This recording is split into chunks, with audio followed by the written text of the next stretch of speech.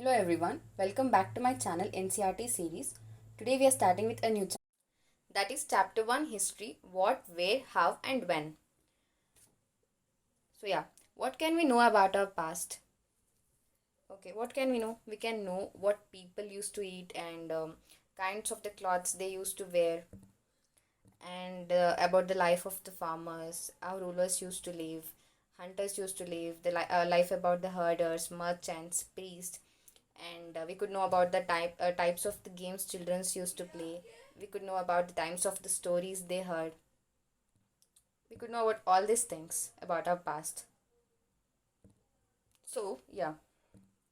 Next, in the image you could see Narmada, river Narmada is here. So for like thousands of years, earliest people lived in the banks of this river, and earliest people who lived here, they are called as gatherers. And why they were called as gatherers? Who are gatherers? So people who gathered their own food from their surroundings, like people who collected roots, fruits, forest produce, and people who hunted animals, people who prepared their own food from the surrounding, from the forest, they were called as gatherers because they gathered their food. And in the map you could see Sulaiman and Kirtar. So these are the some of the areas where women and men first began to grow crops like wheat and barley for about 8,000 years ago. And people also started rearing animals, like even today we rear animals like sheep, goat. In our past as well, people also started rearing animals like sheep, goat and cattle. Slowly agriculture also developed, and rice was first grown to the north of Vindhyas. I'll show you the image. See here you could see Vindhyas. So north of Vindhyas comes somewhere here. So rice was first grown over there. And wait, I'll show you where is river Indus. River Indus is present here, and we'll discuss about the tributaries of the river Indus. Before that, we'll know what is tributaries. So tributaries are the small rivers.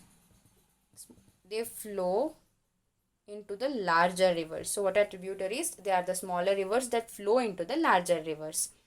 And the tributaries of river Indus are Jhelum, Chenab, Ravi, Satluj and Beas.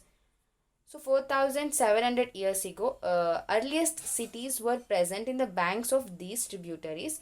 Then later, around 2,500 years ago, these cities developed on the banks of river Ganga and their tributaries. So we shall now know about the tributaries of river Ganga. There are two tributaries. One is left bank tributaries, another one is right bank tributaries. So left bank tributaries consist of Gomti, Gangahara, Gondaki, Kosi. And the right bank tributaries consist of Yamuna, Son, Punpun and Damodar. And the area along these rivers to the south of Ganga was known as a Magadha. Now that is in Bihar. I'll show where Magadha is. So, south of Ganga. So this is Ganga and south of Ganga comes here. So there that place was known as Magadha. Now it is in Bihar, and the rulers of this place, they were very powerful. So they had a very large kingdom, and the people used to travel from one part of the subcontinent to another. And why people used to travel? They used to travel in search of livelihood or to escape from the natural calamities like floods or droughts. And on the way, because people used to travel on foot, so on the way they used to get hills, mountains like Himalayas, and they used to get deserts or rivers and seas. So all these things made their journey very dangerous. And merchants, they traveled with caravans or ships carrying valuable goods from one place to another. And teachers also traveled from village to village, from place to place, offering advices and instructions on the way. Then some people traveled for adventures, and now also people will travel now for adventure, will go for trekking. In the same way, in those days as well, people used to travel for adventures. And movements of people enriched our cultural traditions, and because of the movement of people only, we could get to know about new carving stones. They could get to know about new carving stones, and they could about composing music, and even about cooking they used to share, and this was possible because of the movement of people. And next topic is names of the land. And we call our country by two names. One is India, another one is Bharat. So India comes from the river Indus. In river Indus I showed you in the previous slide, and the Sanskrit meaning of this is Sindhu.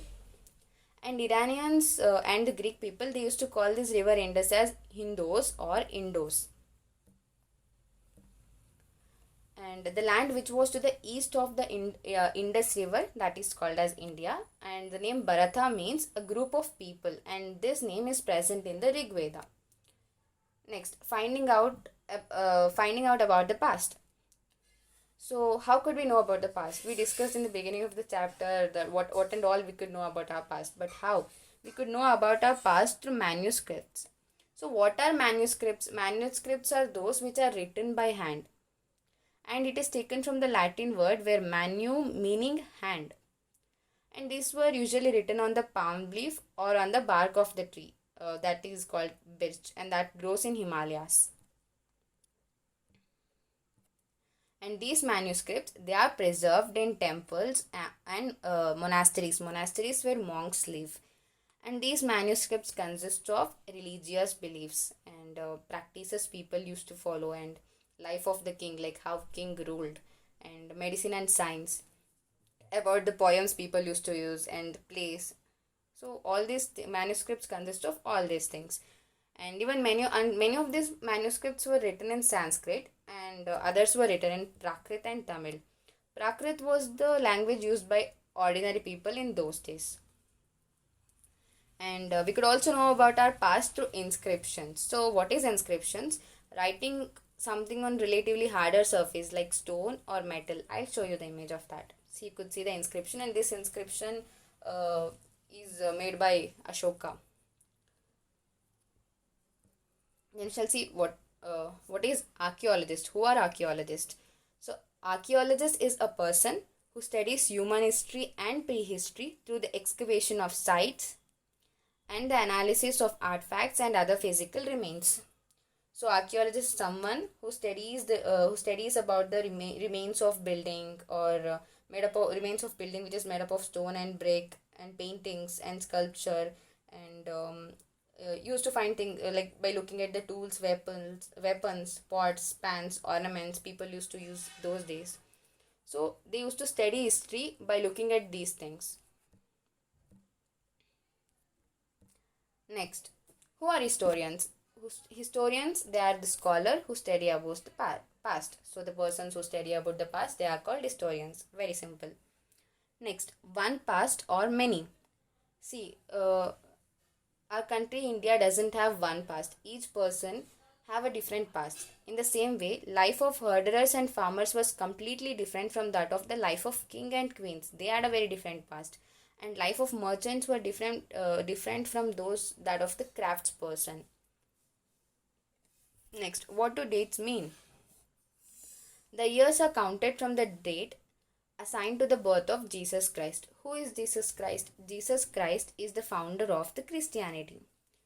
So 2000 means 2000 years after the birth of Christ, and before the birth of Christ are counted backwards. So yeah, this was all about this chapter, and all the notes are available in my Instagram, UPSC Zone. Link is in the description. Do follow it. Thank you for watching. Please do like, share and subscribe my channel NCERT series, and do press the bell icon to get the notification as soon as I upload any of the videos. Thank you so much.